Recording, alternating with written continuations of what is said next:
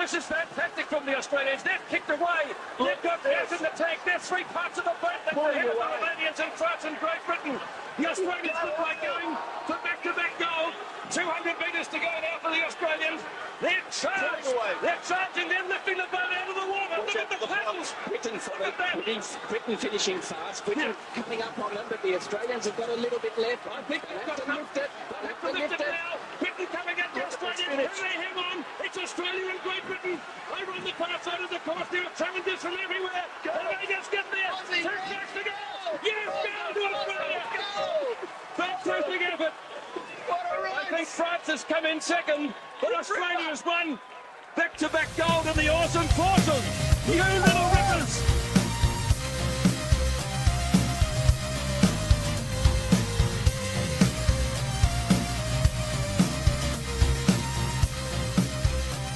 What a magnificent performance that was from the great James Tomkins. He won 3 Olympic gold medals in his magnificent rowing career, 6 Olympic Games. Can you believe that? Spread over 20 years. And he's my guest today on Dashing Dan's Olympic Adventures for Aussie Home Loans, who deal with anyone in Australia. They've got clients in every state and capital, and they do Zoom as well. James, welcome to the program. Great to chat. Thanks, Dan. Pleasure to be on, mate. Now, it's been a long career, 20 years, 6 Olympic Games. Do you look back and think, sometimes, why did I put my body through that? Sometimes, but more often than not. No, 90% of the time, 99% of the time, it's just very, very fond memories. I loved the training. I loved the people that I rode with, the coaches, that whole environment. But mostly, I think the thing for me, for my longevity, was that I loved just trying to test myself, just to see how far, or just keep improving, essentially. See if I could keep improving by skill and physiology. So that was really the driving factor. But it was, I actually loved the training. I really enjoyed the training, so it wasn't a chore for me. So when I say, or you say you enjoyed the training, we're talking out on the Yarra River in the middle of winter, beautiful blue skies above, freezing temperatures below, and you love that, James Tomkins. Well, I did like it. It's just that, everyone loves a sense of purpose and something to strive for, and some things are harder to strive for. And Dan, if it was easy, everyone would do it. So, the hard things are the things worthwhile. And but to do it with some of your best mates and have that obligation to them, some mornings you don't feel like getting out of bed and going training, but if you don't, you're going to be letting down your teammates. So that's that beautiful Australian culture of not letting your mates down. And that was when it got a bit tough and you didn't want to do it, that was the driving factor.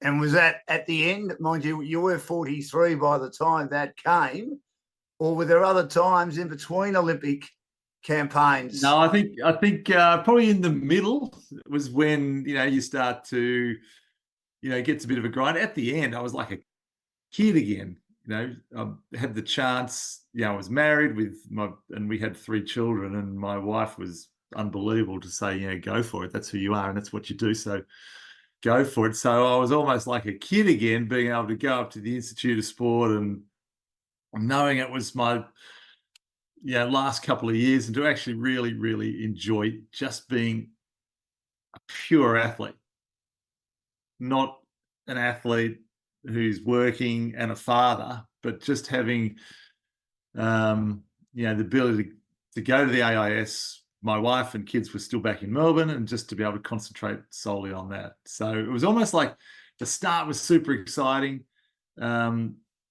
and the end was going back to that start almost. But the middle was when you're right in the sweet spot of your career, I guess.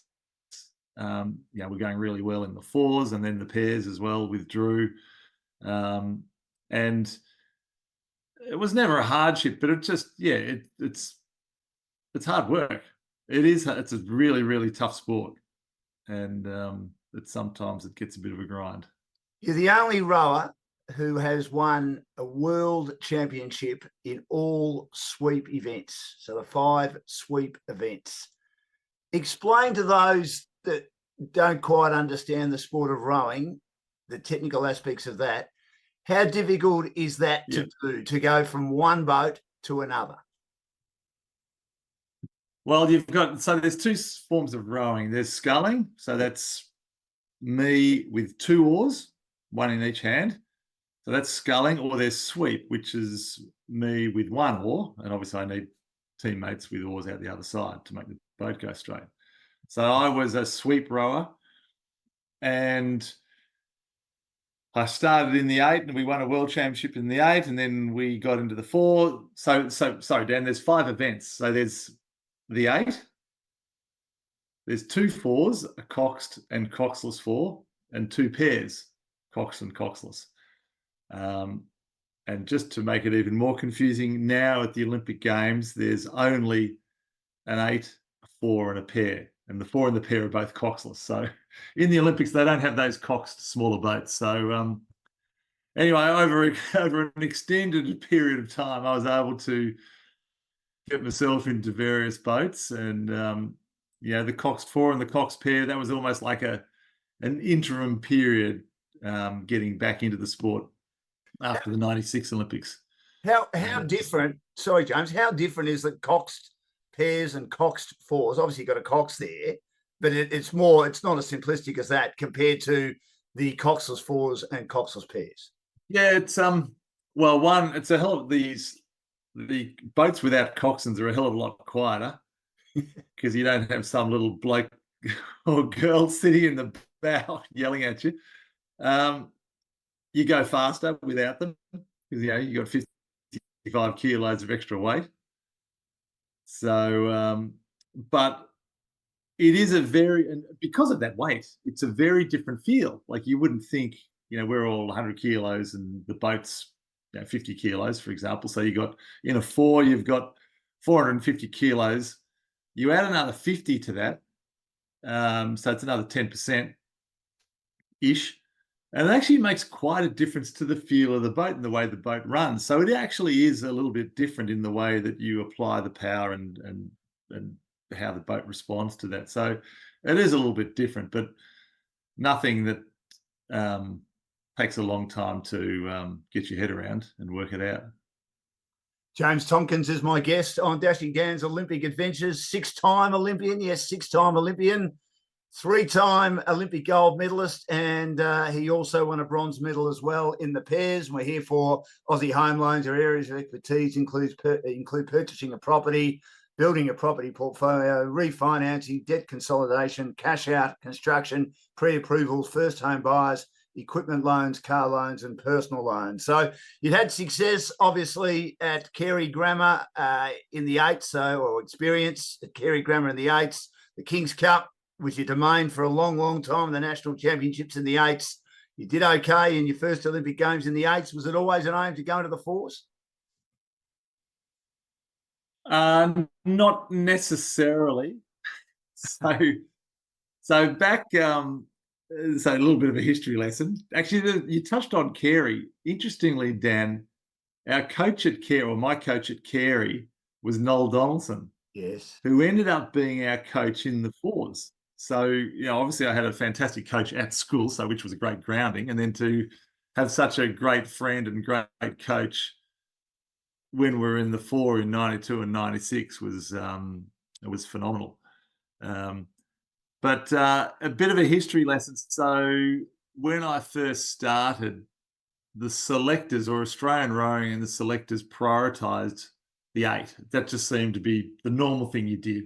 You get your 8 best rowers, stick them in that boat, and that was it.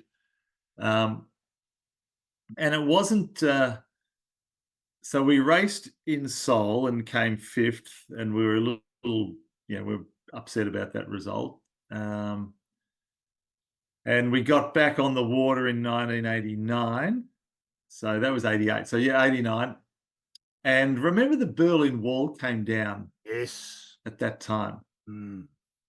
And a whole bunch of East German coaches of various sports were now looking for work elsewhere around the world. Not their scientists, but the coaches. I've got to stress that. Yes. And Australia was able to get this guy called Teo Kerner, Dr. Teo Kerner, this phenomenal coach. He was responsible for and East Germany used to dominate the rowing. For one, they rowed really, really well, and they were trained very well, but they also, history would say that they had some other assistants as well.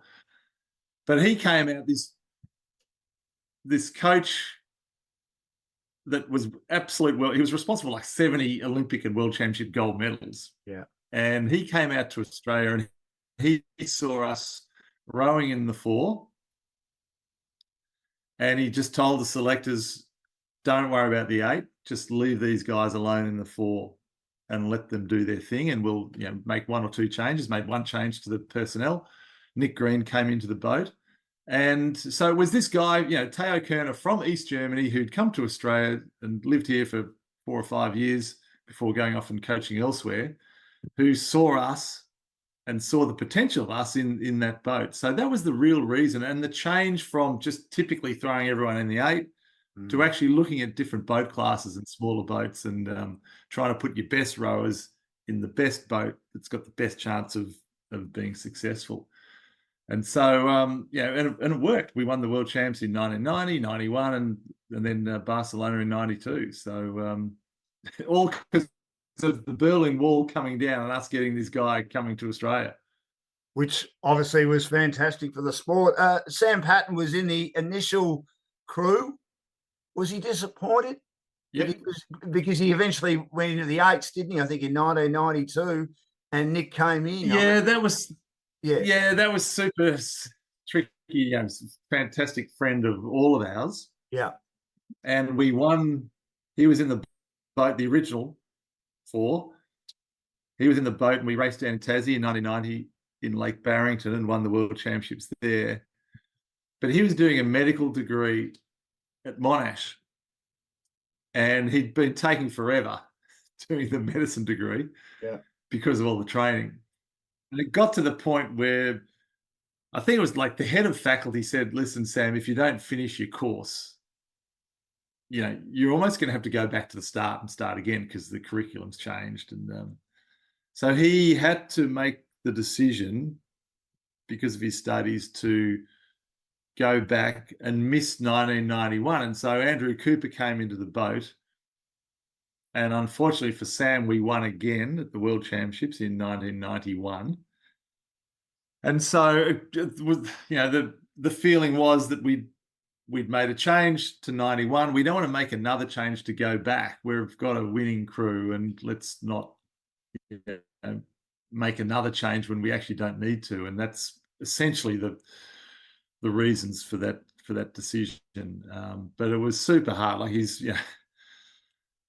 and when you think back of the success that we had and all of that sort of thing, that you got 5 guys to fit into 4 seats, and he's one of your best mates, it's like really, really hard. And it was really, really hard at the time, and it was hard after our race. And we're seeing those guys go off to race the 8, and Sam was in that boat. And he's, there's all sorts of different emotions going along depending on which, what your perspective is.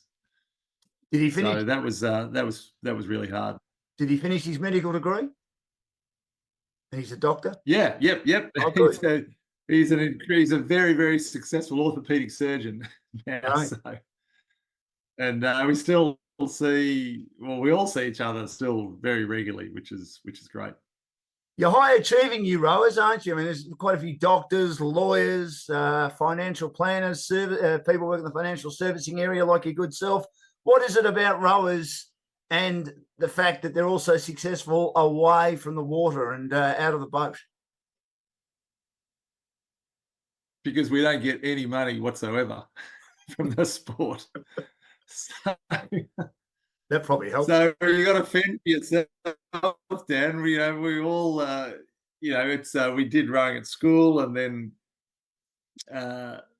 typically you're doing some sort of study whilst training, and to support yourself, you got to work whilst, or certainly back when we were going around, my typical day was to go to training down on the Yarra at Mercantile Rowing Club, go across the Yarra up to RMIT and do my finance degree, and then after that, go across the Yarra and go to work, and then train early, late afternoon and go home. And so it was train, work, train every day, and that was just to pay the bills and be able to afford to keep training and go overseas and do all that sort of stuff. So it was almost like it was a necessity.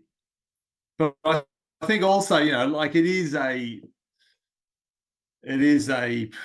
well, traditionally a private school sport, and so you've got that pathway. I mean, it just seemed normal that you do school and then you go to university. So there's that aspect as well. That's sort of the path that you take, and you.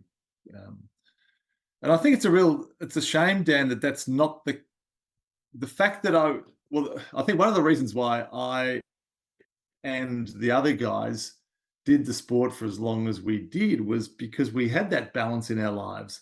It wasn't just rowing. It was rowing and study, or rowing and some work. And so you always had other things in your life to give you a bit of balance. Whereas nowadays, I mean, the guys and the girls train in rowing, they train so hard that there's basically no time to do much else. I mean, when I started, it was twice a day. Yep. And we got Thursday mornings off and Sundays off. And when I finished, it was 3 or 4 times a day with no days off. And so the volume has gone up enormously, and it just doesn't leave any time to work and to have that balanced life. So it's they're a bit behind the 8 ball when they finish up the sport. Do you think in 1992, the 4 of you put this sport on the map in this country? And who coined you the Awesome Foursome, which has gone down as one of the great sporting names in the history of this country? That can't be denied, James. Well, thank you. Bruce Eva, who you will know of or know. Yes. I think, he was writing an article, and what another awesome performance from these guys. And then he just put the two together, the Awesome Foursome. And so that's where that came from. It wasn't any commercial genius coming up with it. It was just referred to in the paper, and that sort of stuck. And then I guess for putting the sport on the map, I mean, we were super fortunate that we'd won the preceding 2 World Championships, 1990 and 91. So, newspapers and magazines were predicting how Australia was going to go and what events we were going to do well in, and we were always up there, along with Kieran, the equestrian team. Kathy Watt would have got a mention as well. So, and we only won 5 events in 92. So it wasn't like the raft of medals that we're winning now. And then our race, Dan, was at 6:20 Australian Eastern Standard Time on a Sunday night, and Channel 7 broke into the news. So they've got their news bulletin at 6 o'clock, and at 6:20 they crossed live to Barcelona to watch it. So pretty much everyone in Australia is watching the news, and especially Channel 7 during the Olympics. And they crossed to our race, and we're successful. And so I think most of the country saw that race, and we're knockabout bunch of guys. And I think we we trained hard, but we had a good time celebrating as well. Yes, we'll get to that in a second, James. I've heard some stories about that. I've heard you're a shy, retiring type that you don't like a beer. Great to have James Tomkins with us. Remember the Awesome Foursome? Three-time Olympic gold medalist.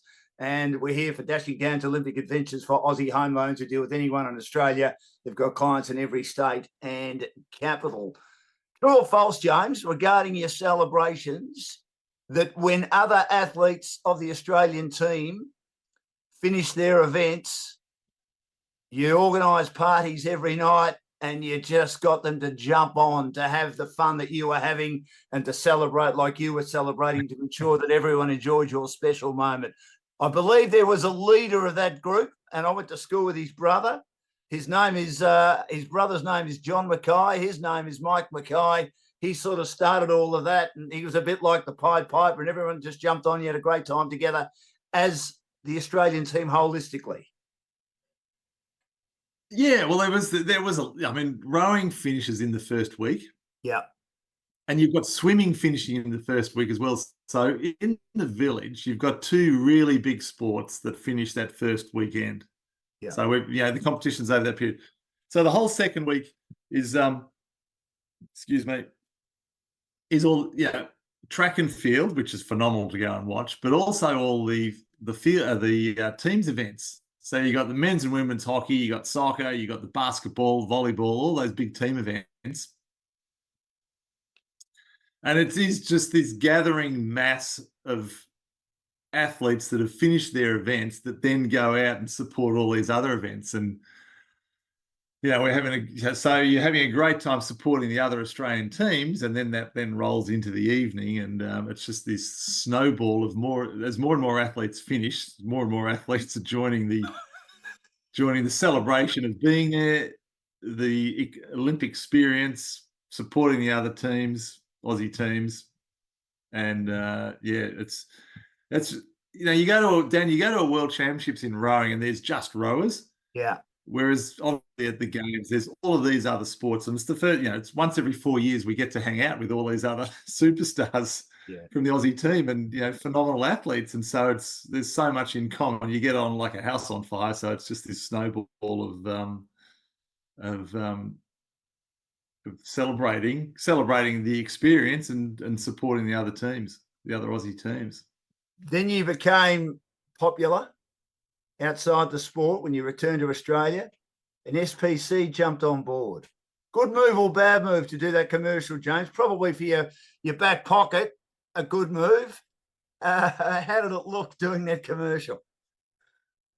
Oh, we loved it. We don't mind taking the mickey out of ourselves, and it was obviously extremely successful because they made about 7 of them. So, how did you feel about that? I was just going to ask, how did you feel about that when obviously you had managers by then, or you had people that were looking after you, marketers, said SPC are keen on doing a commercial with you? Well, as I alluded to before, we were basically broke. So anyone who wanted to give us a bit of coin to do something like that, we'd say yes. And it was, we were very successful on water, and those, I'll walk down the street now and still some people go, it won't be there's that bloke that went to 6 Olympics. It's there's that guy off the fruit ad. So it's still, there's still people that remember. And my kids are always getting it up. They're adults now, but they all have a laugh and get it up on YouTube. And now my daughters show their niece. They get the YouTube ads up and show, here's Uncle James, on these fruit ads. So they live on, Dan. And did you eat a lot of the product at the time, James? Oh yes, absolutely. The peach, I love some peaches on the Weet-Bix cereal in the morning. Excellent. And a bit of ice cream as well. Very nice on the ice cream. Well, you need to have the ice cream, don't you? You need to have the Weet-Bix to keep your strength up, as they say. So to 1996, yes, Andrew Cooper's out. He retired, and then Drew Ginn comes in. I take it didn't change the mix too much. It certainly didn't stop you from gelling well, because you were as good, if not better. Is that a fair comment? Yeah, absolutely. I mean, Coops, we took a we left our run very late then, because we thought, basically we were retired after 92 because we thought that was it. There was no way we could do better. And then we realized we could, but we'd been celebrating quite well. And in fact, we were sponsored by Tui's. Oh. And that had taken its toll on us a little bit. We looked like puffer fish. We'd blown up a little bit. And so we actually needed to get back on the water to get fit again. And we went to the 95 World Championships, where we ended up coming 5th. I think we came 5th or 6th.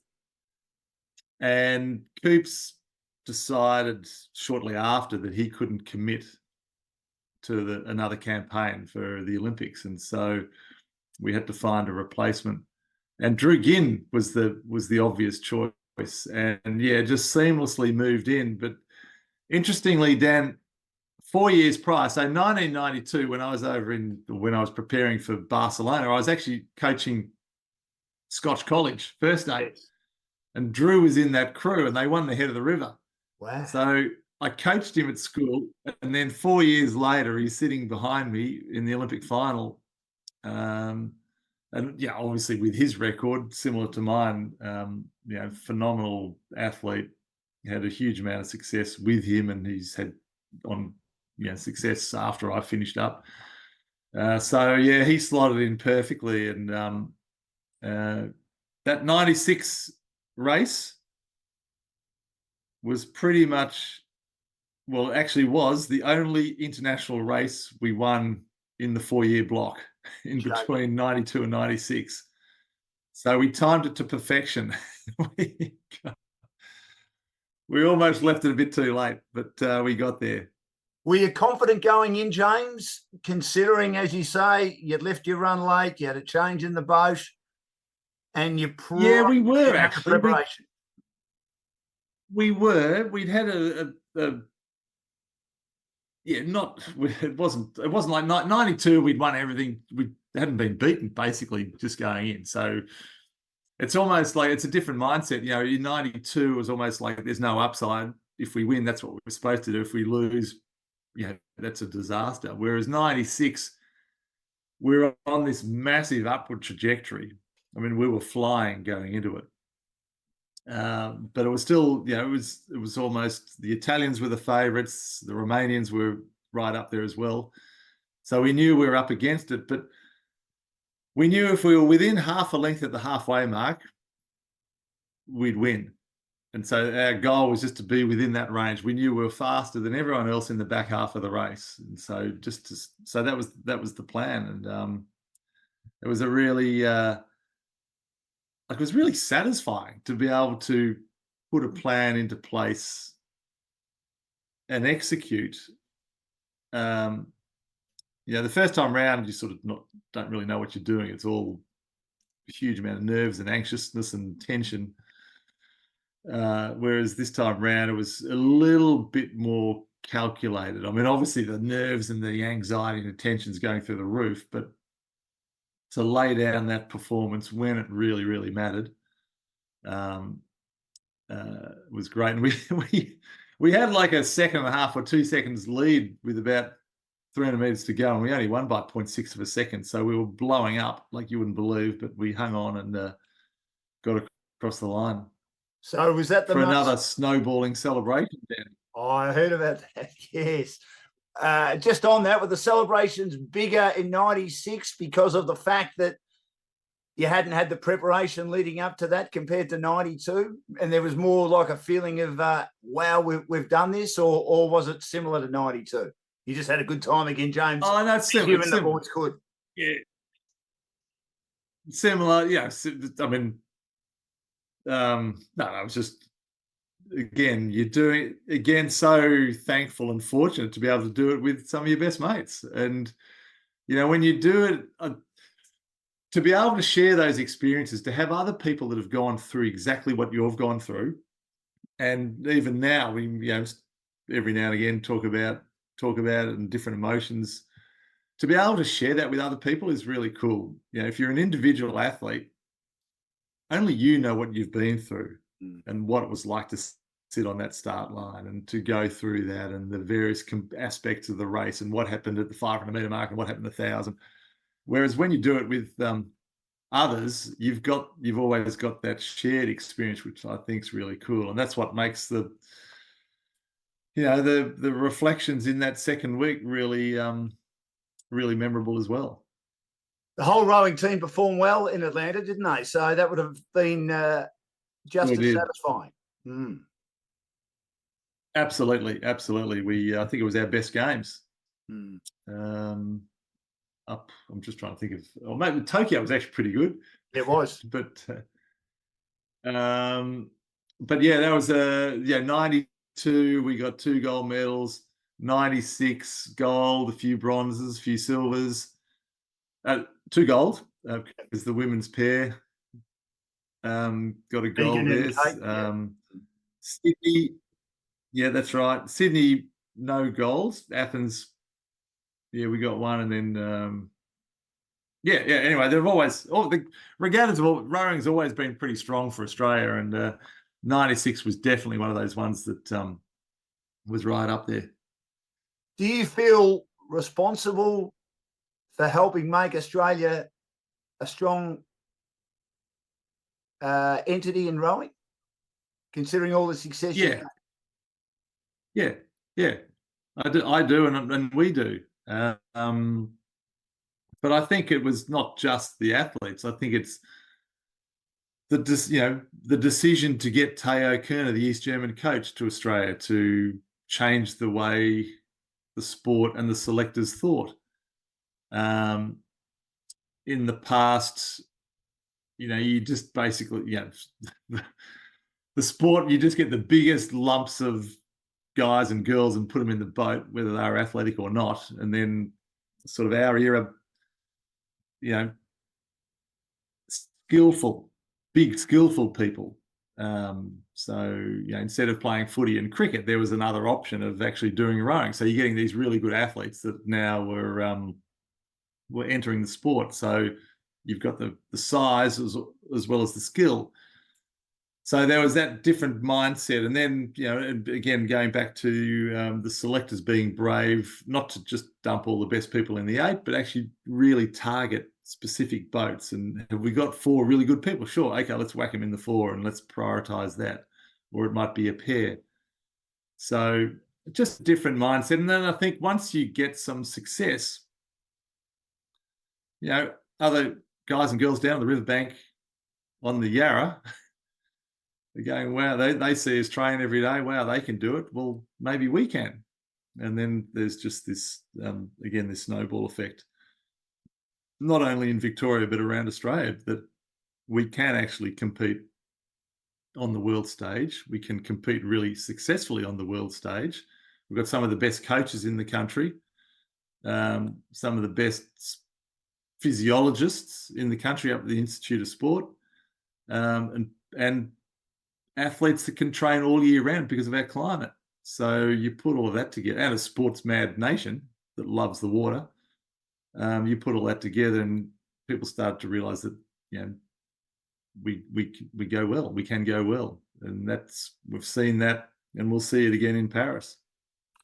All-time Australian rowing great, one of the greatest, if not the greatest. He's one of only 4 rowers to have participated in the world, that is, in 6 Olympic Games. And when you consider the Olympic Games are every 4 years, that just shows you how durable this great man was, not only on the water, but off the water. And we've spoken a little bit about that already. The great James Tomkins with us on Dashing Game to Olympic Adventures for Aussie Home Loans. So 96 ends, Sydney's 4 years away. Obviously, you were keen to go on, James, and you were keen to go on as the Awesome Foursome, but it didn't work out that way, did it? But you still went on. Correct. Yeah, correct. We Home Olympics. It's like, pinnacle to compete there. And we tried to keep the 4 together. Nick Green retired. There was a 4 in Sydney that was coming up really strongly. And Drew and I ended up rowing a pair together in 1999. And which won by miles. We won by miles. So won the World Championships by about 7 seconds.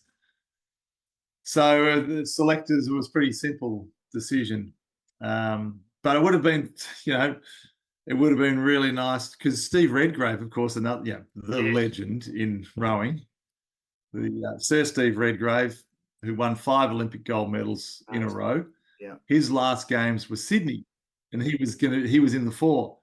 So it would have been really nice for us as going for our 3rd on the trot against Steve going for his 5th. It would have been a pretty amazing race. But with Nick retiring and not getting, yeah, just the dynamic wasn't there anymore. And and Drew and I ended up in the pair, and as I said, it absolutely flew. So the selector said, well, you guys are it. But then that Drew had some other issues leading into Sydney with some back issues. Yeah, that made it tough. I'll get to that in just a second. Just want to ask you about Sir Stephen Redgrave. Why was he so good, James? Well, he's obviously his physiology and skills. And I asked his coach, Mike Spracklin, English coach, and I said, what makes him so good? And he goes, his ability to combine with others. I mean, rowing is I think it's the ultimate team sport. So your ability to combine really well with the other members in the crew, and in the pair is probably the hardest boat to do it in. That was his skill. To some people, you get in a pair and it'll be fighting against each other all the time. And others, it'll just be this perfect gelling harmony. And he was that sort of person that could just row with anyone and make it go well. And I think that's when your best rowers are really good at that. They can make it work. They find a way to make it work. But that was his skill. He rowed with a whole bunch of different people, and it always went fast. And was it an honour to sort of row against him, or did you know that when you were rowing against him, it was always going to be hard work to beat him? Well, funnily enough, I only rowed against him once. Really? And that was a Commonwealth Games race. Yeah. Wow. Yes. So when we were in the four, they were in the pair. Yeah. And so we won in 96 in the four. They won the pair in 96. And then 2000, he went into the four, and I was rowing, or would have rowed with Drew in Sydney.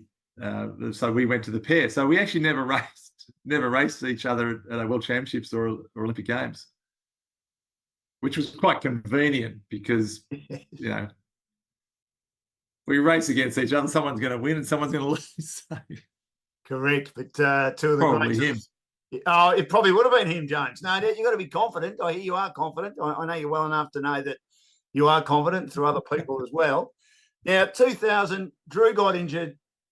Matthew Long comes into the boat. Did you know Matthew? Had you had much experience rowing with him? You didn't have a lot of time. You did a pretty good job, didn't you, to finish third, and you weren't far away from winning gold. I think, just over a second or something? Yeah, like that was, Dan, that was, that's right up there as one of the proudest things, or, as far as achievements. Drew hurt his back really badly, like ruptured a couple of discs. Wow. About 6 weeks before the games at our selection regatta in Switzerland. So Drew's back was such that we couldn't actually compete in the selection trials, but we were reigning world champions. So the selectors said, go to Europe, and there's a regatta in Switzerland 6 weeks before the Olympics, and we'll send the boat that had won all the trials. So there's 2 Australian boats at this regatta, and whoever finishes ahead goes to the games.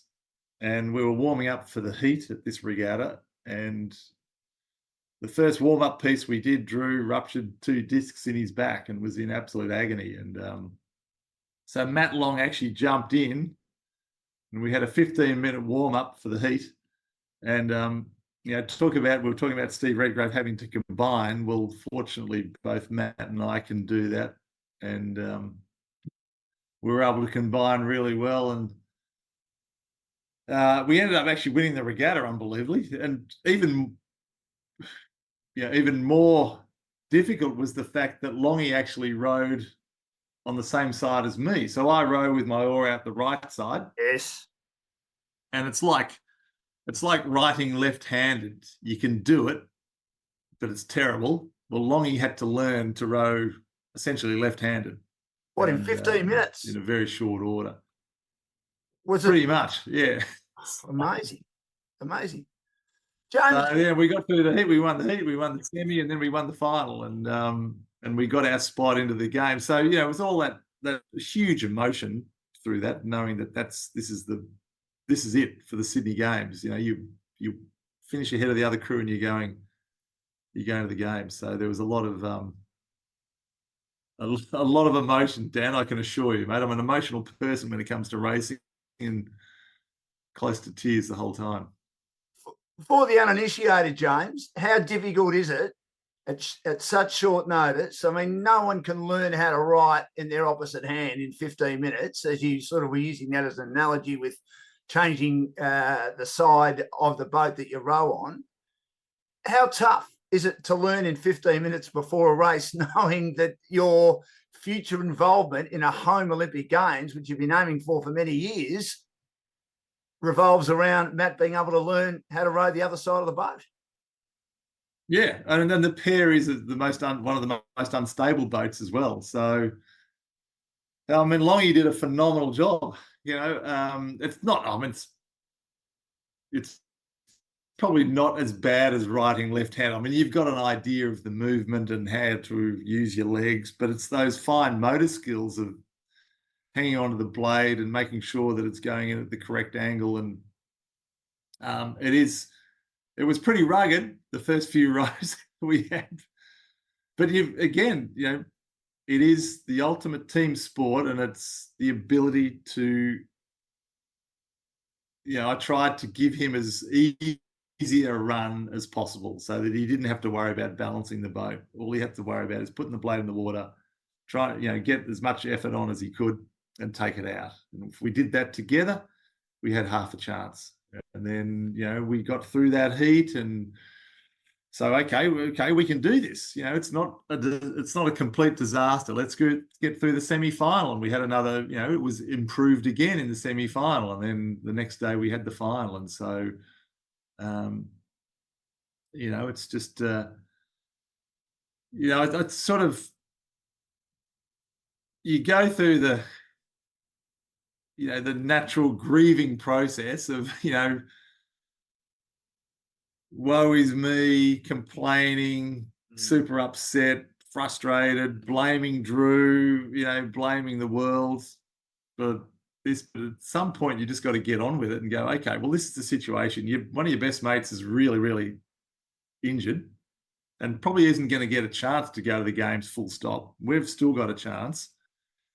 This is the cards we've been dealt with, and let's knuckle down and do it. So you go through all of that, but eventually you get to that point where you go, right, let's suck it up and get on with the job. But it had to happen fairly quickly. Sorry, you seem like a naturally positive person, James. You always been like that? Yeah. Definitely will say that I can do something even if I haven't done it before. I reckon I could work it out, if that makes sense. But you know, I was confident. Longy had to do the hard yards. Matt Long had to, you know, really fine tune his skill set and to combine. And I remember our coach, that would have been Dono. He knew that Drew possibly could have this injury, and Longy was waiting in his rowing gear just in case. Wow. And so it's those, you know, for Dono to have the foresight. If Longy's not ready and he's got to get changed and jump in the boat, we probably missed the start. So just to understand the situation and have Longy ready, he was hiding behind a tree, so we didn't see him. Yeah. But to have him ready just in case, and then the eventuality came about, and for him to jump in, and anyway, it was an incredible regatta. And as you said, yeah, then we had the time back in Australia to prepare for the Sydney Games. Is there a special bond between you and Matthew Long because of that? Yeah. And Longy's, you know, I didn't know him that well. I knew him, but I didn't know. But he and Drew were really good friends. Yeah. So it was kind of nice that, you know, they're both great mates, and we are all now great mates. And Longy, you know, he downplays it quite a bit, but for him to be thrown into, like if Drew was fit, we would have won in Sydney. I can say that, pretty confidently. But for Longy to jump into a boat that's supposed to do really well in Sydney and take the seat of one of his best mates, who's was in agony and really injured and in a very bad way, potentially not ever rowing again. There's a whole lot of emotions on all fronts. We named the boat Drew Ginn, right, to race in Sydney.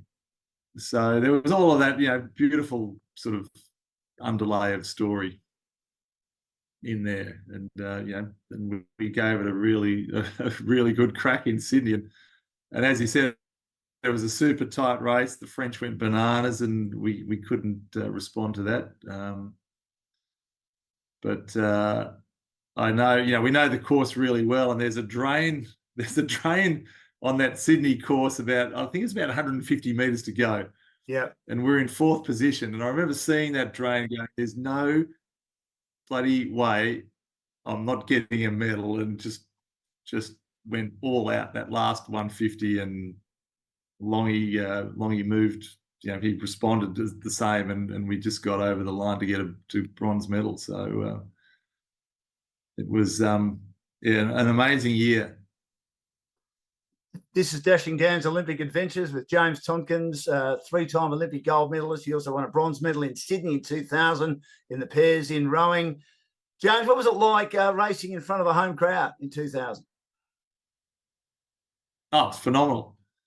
It was phenomenal. Actually, it was interesting. It's like, I loved the games, but it was phenomenal to be in front of your home crowd. But on the other hand, it can be quite distracting as well, because you got so many friends and family up there. I mean, not saying it's a bad thing, but it's just,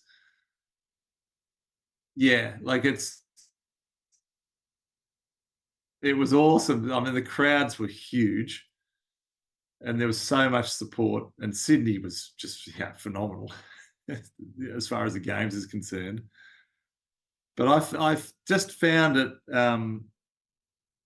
it was just hard, like with so many people that and know you, and I guess everything that we'd actually been through to get to that point. It was just, personally, I found it a little distracting. But then, having said that, to race in front of your home crowd at an Olympic Games was just, the actual racing and the games environment was just phenomenal.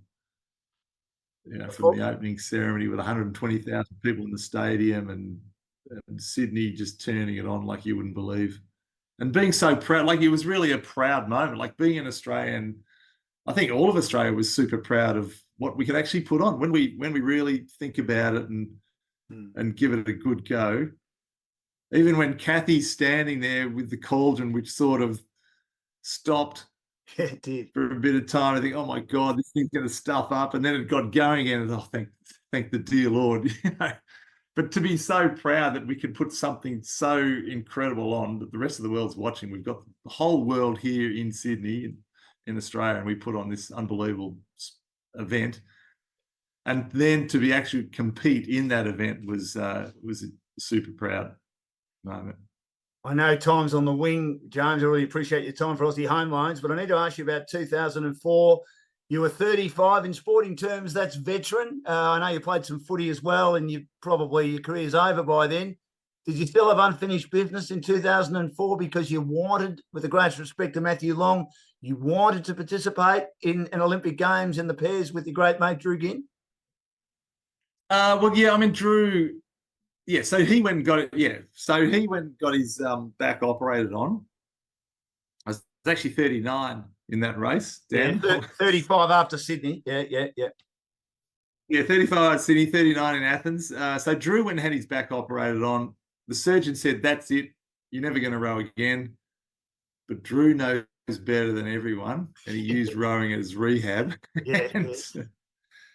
And if you know Drew, you would understand what I'm saying. Like, he's he's a special individual, and it became apparent that we could start racing, and we got selected, and we won the world champs in 2003, and then that led into Athens, which was, I think it was one of my favourite games just because of the history of it.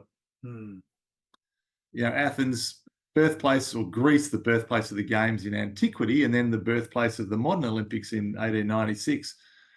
And then to do that, there was that sense of unfinished business that we had missed in Sydney, and then to do that with Drew back up to speed. I was 39. It was 8 years in between games for Drew. It was just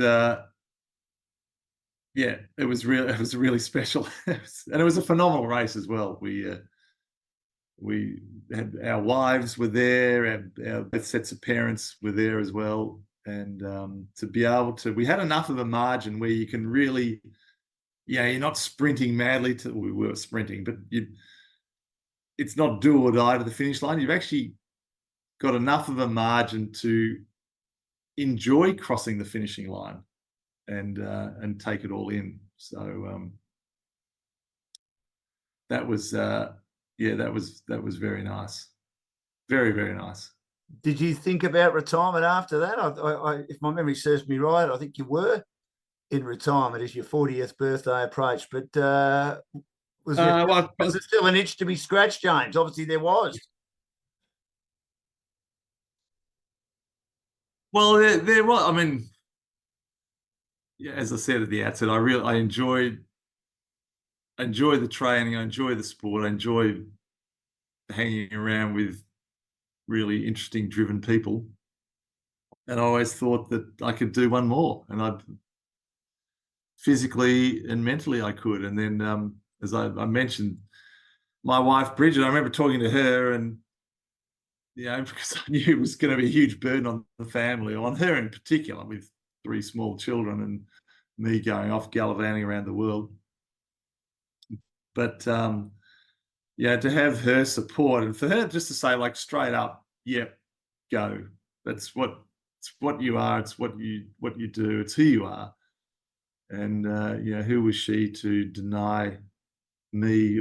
I've got these natural abilities and this gift. That why would she be the one to stop me from doing that? So that's why she's the sort of person that she is, and that's why we're still very much a fantastic team, our own little pair outside of the sport of rowing. So as soon as she said that, it was like, that was pressure off, go for it. And to be able to enjoy my last 2 years and go to the Beijing Games, where China opened itself up to the rest of the world, a whole bunch of new guys, basically essentially down a generation.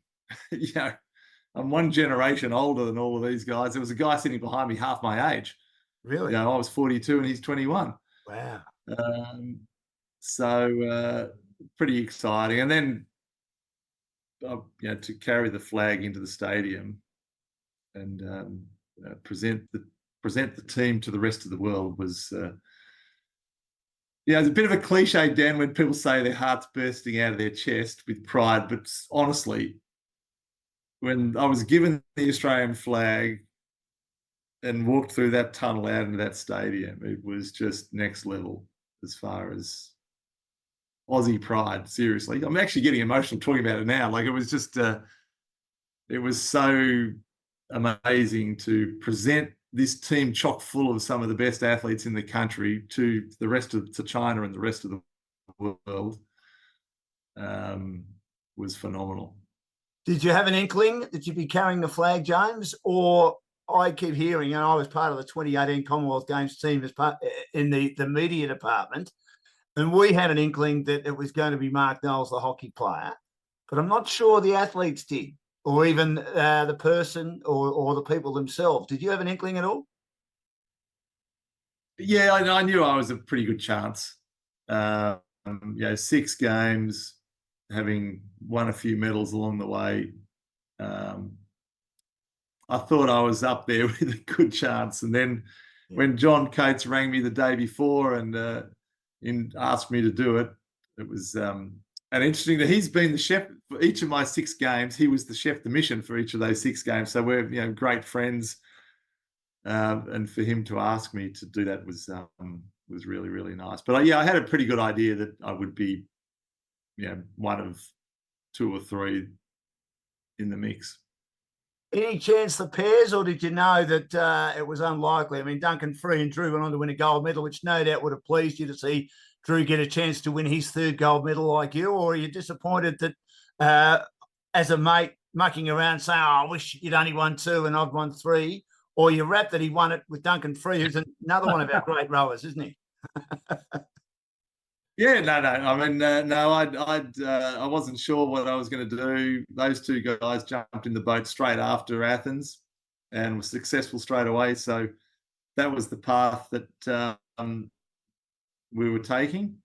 No, I mean, I was, so pleased for them. Drew, again, his back was really bad bleeding in, and he wasn't even sure he was going to be able to race. So again, to be able to get through that was incredible. I don't think he got full feeling back in one of his legs for 12 months after that race. Seriously, like his back was another operation. So for him to do that, phenomenal. And we're sharing the same apartment in the village. Still a great mate. Saw him last weekend actually, and Nick. And Duncan. Actually, we had a dinner, all 4 of us. So it was very nice. Was that a quiet night, James? It was. Well, it was actually. I mean, it was great. We're all a lot older now, Dan. I know that, 60, James. I know that. I know that. 59 this year. Really? You don't look it. You're looking absolutely. You could probably still. Do you feel you could? I mean, you didn't seem to suffer the injuries that poor old Drew and some of the others suffered, or not that we knew about. Do you think you could still go out and compete now? Physically? Oh, not yet. Not at that level. Not at the level I did. No, I'm still active, still doing stuff. So my philosophy is use it or lose it. So you got to keep using it. Was it just before I want to be fit and healthy? Yeah, correct. Was it a nice symmetry to start with the 8 and finish with the 8, considering you'd won all those King's Cups for Victoria in the 8 as well? What was it, 15? Staggering record, that. Yeah. Well, I had some pretty good people to row with. Yeah. Mike, Nick, Peter Anthony, Sam Patton, all these sorts of guys. We had a pretty good squad. The Doyle brothers, Jon Popper, Jim Lowe, all these sorts of characters. Just phenomenal athletes that we had at that time all the way through. I mean, I guess it's really nice symmetry. We came 6th in Beijing, disappointing. We had to go through the repechage, a second chance. And I think, that was almost our final. Just to make the final was, the repechage is super high pressure race. And I think for the crew, that was almost the final. So it was a little bit disappointing, but all things being said, no complaints whatsoever, just to go through that experience with those guys. And as you said, nice symmetry. Started off in the 8, 4, pair, 8. And then watching that flame slowly extinguish, thinking, that's it. Or should I have a crack at London? You didn't think that? Saner heads prevailed, Dan. Good. Where are the medals, James? There's plenty of them.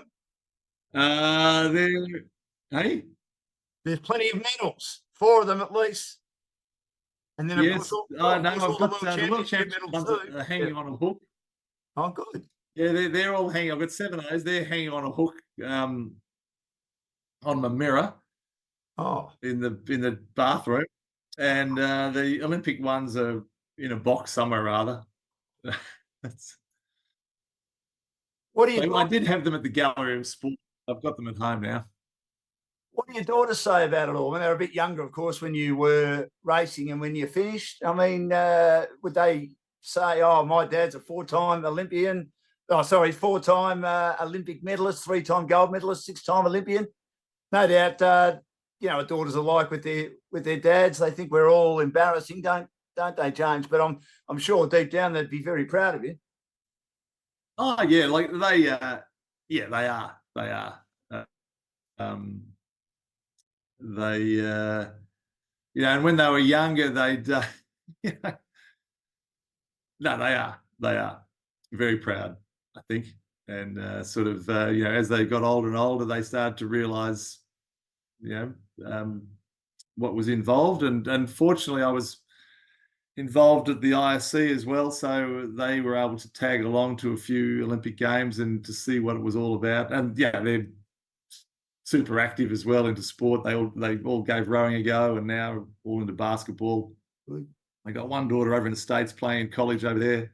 Wow. So they all understand the importance of being active and being in sport and sporting clubs and what that can do for you. And I think and they've seen the Olympics and love the whole notion of bringing the world together for a particular reason, which is sport. And you and I know that that's one of the last remaining things that does bring the whole world together.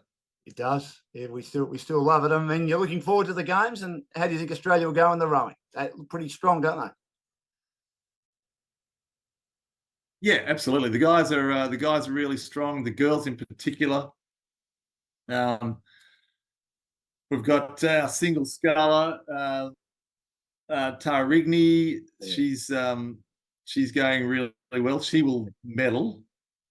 It could be a gold, could be a silver, could be a bronze. There's three girls that are super close, that are a long way ahead of everyone else. Jess Morrison and Annabelle in the pair, they're going really well.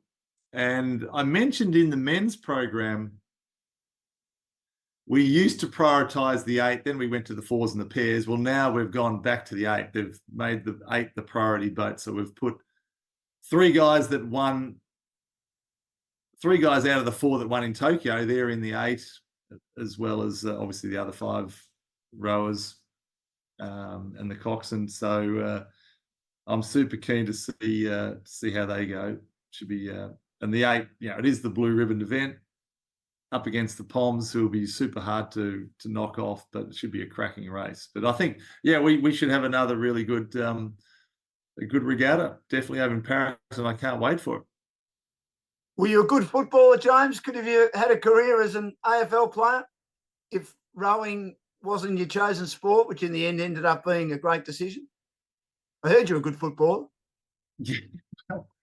Well, in between, after 88, in 1989, I was actually drafted by Melbourne. Yes. To go and play. So I'd been involved in, when I was at school, I was involved with Hawthorn in their Crimmins squad. And then, ended up playing half a season in the Resis for Melbourne. So I got to play on the MCG a couple of times, which was such a thrill. But I always knew I was that rowing was where I was best. But you look at the MCG on grand final day or a massive match, and there's 90,000 people there, and it's all every kid would love to be out there. So I always think back, maybe what if, but I think I'd made the right decision. I think every kid would love to have won the Olympic gold medals as well. Can I just get a quick answer from you, if you don't mind? I really, again, appreciate your time for Aussie Home Loans on Dashing Dan's Olympic Adventures. John Coates, misunderstood, James? A little bit. I think most people understand what he has done for the Australian sporting landscape, and the Olympic movement has just been incredible. To be involved in getting the Sydney Games, involved in getting the Brisbane Games, setting up a foundation that basically funds. So the Australian Olympic team doesn't get any government funding. It's self-funded. And for him to set up a model that does that, it costs a huge amount to send 450, 500 athletes to the games, as well as all the coaches. He has done a phenomenal job. Sure, he's very forthright, and if you get in his way, then it's you don't want to get in his way, basically. But 9 times out of 10, it's the right decision for the most number of people, and he's always been so athlete-centric, just putting the athletes first at every turn.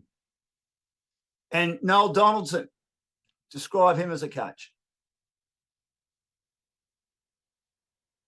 Well, again, just a fantastic coach, but a even better leader and facilitator of teams. You've got 4 people, all with pretty strong personalities, to set a vision, implement a training program to allow that vision to occur, and to make sure that everyone's improving individually as well as a crew. Like, for someone to be able to do all that, like, it's real people management. And I think that was his real strength. He had some pretty good cattle to work with. And he was a very good technical coach, but fantastic people management. And a lot of fun along the way as well. I could imagine. Well, James, you're one of the greats of Australian Olympics. 4 medals, I should say, 3 gold medals, 1 bronze medal, 6 Olympic Games over a 20-year period, which is an unbelievable record. You'll be remembered as one of our all-time greats. It's been a great pleasure chatting to you today. Thank you for giving me so much time, and we thank you for being part of Dashing Down's Olympic adventures for Aussie Home Loans. Their areas of expertise are purchasing a property, building a property portfolio, refinancing, debt consolidation, cash out construction, pre-approvals, first home buyers, and all sorts of loans, including equipment, car loans and personal loans. And they've got over 25 lenders on their panel. Enjoy the Paris Olympics, and thanks again for telling us your magnificent story. It's been a pleasure.